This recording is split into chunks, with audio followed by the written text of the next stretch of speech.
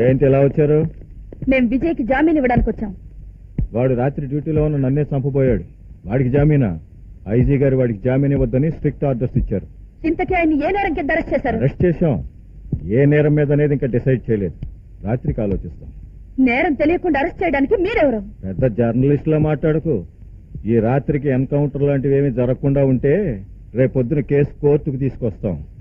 దోపిడీయో మానభంగమో మర్డరో చాలా కేసులున్నాయి. లేకపోతే వాడు డెడ్ బాడీ వచ్చినా రావచ్చు. నేను విజయం చూడాలి. సరేలేవా, ఆ మాత్రం నాకు తెలవదా? నేను సీఎంని మాట్లాడుతున్నాను. జగన్నాథం గారా? మేడం, నేనే మాట్లాడుతుండా. ఆ విజయ్ అని అతన్ని రోడ్డు మీద అరెస్ట్ చేసి లాఠీ చార్జ్ చేసి మరీ లాకప్ లో వేశారట. అతన్ని ఏ నేరం కింద అరెస్ట్ చేశారో నాకు అర్జెంట్ గా రిపోర్ట్ కావాలి. అతనికి గోండాలతోటి, నక్సలైట్లతోటి, పంజాబ్ టెర్రరిస్టులతోటి, ఎల్టీటీ వాళ్లతో కూడా సంబంధాలున్నాయని రిపోర్టులు వచ్చాకనే అరెస్ట్ చేసినాం. అతని సిన్సియారిటీ మీద నాకు నమ్మకం ఉంది. ప్రస్తుత పరిస్థితుల్లో అతను పోలీస్ స్టేషన్ లో ఉండడానికి వీల్లేదు. విజయ్ని ఎప్పుడు కావాలంటే అప్పుడు కోర్టుకు హాజరుపరిచే బాధ్యత నాది. వెంటనే అతన్ని రిలీజ్ చేయండి. మీ మాటని అతన్ని వదిలేశాననుకోండి, మీరు బాగానే ఉంటారు. రేపు పొద్దున ఏదన్నా అయితే నా మీదకి వస్తుంది. కావాలంటే క్యాబినెట్ మీటింగ్ అరేంజ్ చేయండి, అక్కడనే చర్చిద్దాం. ఓకే. చూడు, రేపు క్యాబినెట్ మీటింగ్ లో రభస అవుతుంది. మనం మాత్రం ఏమీ తగ్గొద్దు. మనం మొత్తం పదవులకు రిజైన్ చేయాలి. మన కాళ్లు పట్టుకొని మనకి ఇంతకంటే మంచి పదవులు ఇస్తుంది. మనం ఆమె జుట్టు పట్టుకున్నట్టు ఉంటది. మనకు ప్రజల్లో ఇమేజ్ పెరగతుంది. పదవి మళ్ళీ ఇచ్చేస్తాడంటే నేను రిజైన్ చేస్తాను. మాట్లాడండి హోమ్ మినిస్టర్ గారు. నాకు తెలవంది చెప్తా. ఈ కేబినెట్ మీటింగ్ లో ఇట్లా మాట్లాడాల్సి వస్తున్నందుకు నేను చాలా బాధపడుతుండా. గవర్నమెంట్ అంటే దానికి ఒక స్థాయి ఉండాలా, సంస్కారం ఉండాలా. మీరేమైనా లేడీ హిట్లర్ అనుకుంటున్నారా? మన గవర్నమెంట్ గురించి చాలా చీప్ గా మాట్లాడుతున్నారు. నేను ఆ విషయాన్ని మాట్లాడకూడదు. ఎందుకంటే నేను సీఎం గా దిగిన తర్వాత ఆవిడ సీఎం అయ్యారు కాబట్టి. నేను లోగడ చాలా విషయాలు చెప్పాను. ఆవిడ అన్నింటినీ కేర్లెస్ చేసినారు. దాని నుంచి ప్రభుత్వానికి ఎంత బొక్క పడుతుంది. కూర్చోండి, మీరంతా కూర్చోండి. ఆయన చెప్పనివ్వండి. ఏందయ్యా చాలా మాట్లాడుతున్నారా? త్రిపురం కాన్స్టిట్యున్సీ నాది, నాకు తెలవని చెప్తా. అసలు నేను స్వార్థం చూసుకోవడం లేదండి. పార్టీ శ్రేయస్సే నా శ్రేయస్సు. అసలు నేను తప్పు చేసినా చేయకపోయినా నా ఎంబడి చాలా మంది ఎమ్మెల్యేలు ఉన్నా పార్టీలో పెద్దవాళ్ల కోరిక మేరకి నేను రిజైన్ చేసి మిమ్మల్ని ముఖ్యమంత్రిని చేసిన. అసలు ముఖ్యమంత్రిగా సజెస్ట్ చేసిందే నేను కదా. మీరేంది ప్రధానికి అడ్డ వస్తుండారు? ఒక బ్రోకర్ అమ్మాయిని అరెస్ట్ చేస్తే విడుదల చేయమంటారు, ఒక గోండాన్ని అరెస్ట్ చేస్తే వాడిని వదిలేయమంటారు. నాకు తెలవని చెప్తా. చీఫ్ మినిస్టర్ అంటే ఎంత చీప్ గా ఉండకూడదు. అసలు నేను ఈ రాష్ట్రానికి ఎంతో చేయాలనుకున్నా, కానీ ఏం చేయలేకపోతా ఉంటా. ప్రధానికి అడ్డం వస్తారో అందుకే నిస్వార్థంతో నా హోమ్ మినిస్టర్ పదవి రాజీనామా చేస్తా ఉంటా.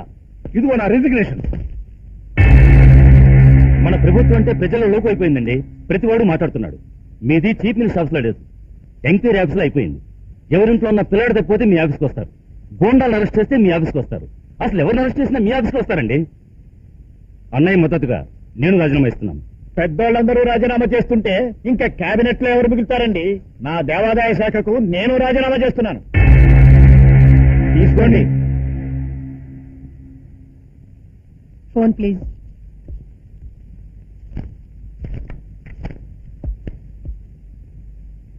గవర్నర్ గారా?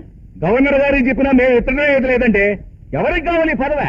నేను 3 రెసిగ్నేషన్స్ పంపిస్తున్నాను, యాక్సెప్ట్ చేయండి. అమ్మా తల్లి, అమ్మా, మేము రాజీనామా చేస్తే నువ్వు భయపడి మమ్మల్ని బచ్చాలని మళ్ళీ పెట్టుకుంటా ఉన్నారు. మేము ఏం చెబితే చేస్తా ఉన్నారు వీళ్ళు. అమ్మా, పొరపాటు అయిపోయింది. ఇలా జరుగుతుంది అనుకోలేదు తల్లి. నాకైతే నాకు ఇచ్చే తల్లి. ఊచకోత కోసేవారి కంటే మీలాంటి ఊసర వెళ్లే ఇంకా డేంజర్. దయచేసి బయటకు వెళ్ళండి. సిరిపురం ఎమ్మెల్యే గారు, మీ దాదాగిరికి చాలు. దేవుణ్ణి దోచుకునేవాడిని అయినా క్షమించొచ్చు గాని దేశాన్ని దోచుకునేవాడిని మాత్రం క్షమించకూడదు. అసలు మీ ఇద్దరిని కేబినెట్ నుంచి ఎలా తొలగించాలా అని ఎప్పటి నుంచో ఆలోచిస్తున్నాను. ఆ పని ఇప్పుడు మీరే చేసి నా బరువు తగ్గించారు. ఇంతవరకు మీరు రాష్ట్రానికి చేసిన సేవలకి చాలా థ్యాంక్స్. మీరింత దద్దమ్మలే నేను తెలుసుకోలేదు. అది తెలుసుకుంది అందుకని సీఎం అయినది. పులి నోట్లో తలకాయ పెట్టి ఎవడైనా తోక గెలుగుతాడా? మీకంటే గుడి మెట్ల మీద ముష్టడుక్కునే దానికే రాజకీయం తెలుసు. దాని మెట్టు మీదకి ఒక ముష్టిది రాకుండా దాని సీట్ అది కాపాడుకుంటుంది.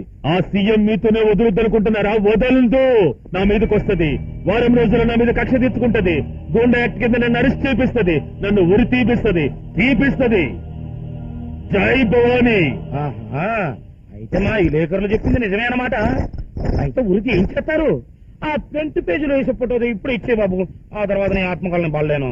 నాకు ముందే అనుమానం ఉంది ఆవిడేదో ప్రిపరేషన్ ఉండదని. దాన్ని వదిలితే చాలా ప్రమాదం సార్. దాన్ని వెంటనే పవర్లోంచి దింపేయాలండి. అవును, దాని నుంచి నేను తప్పించుకోవాలంటే ఆ సీఎం దించాలి. నేను సీఎం కావాలి. నాకు రాజకీయం అంటే ఇష్టం లేదు, కానీ నేను బయటపడాలంటే నేను సీఎం కాక తప్పడం లేదు. కలర్ మారిందట. ఈ మధ్యన సీఎంని మార్చడం అంటే ఆడది సీఎం మార్చినంత సులువు అయిపోయింది. అబ్బో, పొలిటికల్ ఆర్గనైజేషన్ అంటే చాలా కష్టం అంటే. మరి నన్ను సీఎం చేస్తానని మీరు సీఎం అవడం ఇదేం బాగలేదండి. నిన్ను చంపకుండా సీఎం అయితేనందుకు సంతోషపడు. ఎమ్మెల్యేలందరినీ దొడ్లో పెట్టినా అందులో ఎవడోటో నాడు పెళ్ళం బిడ్డలు చంపేస్తా. అది నా చేతి విద్య. ఆ సీఎంని ఎట్లా దించాలా అని ఆలోచిస్తా ఉండా. ఆ సీఎం ఆ విజయగాన్ని రిలీజ్ చేయమని ఆర్డర్ వేసింది. ఆడు గాని బయటకు వస్తే మొత్తానికి అడ్డొస్తాడు. వాడిని రిలీజ్ చేయిస్తుందని తెలుసు నాకు. అందుకే అడ్రస్ మార్చేసిన. ఆ సీఎం ని ప్రజాస్వామ్య లెక్క దించాలనా, లేకపోతే ఆ ప్రభు దగ్గరికే పంపాలనా? 6 గంటల తర్వాత 7 గంటకి నేను కలర్ ఇస్తా.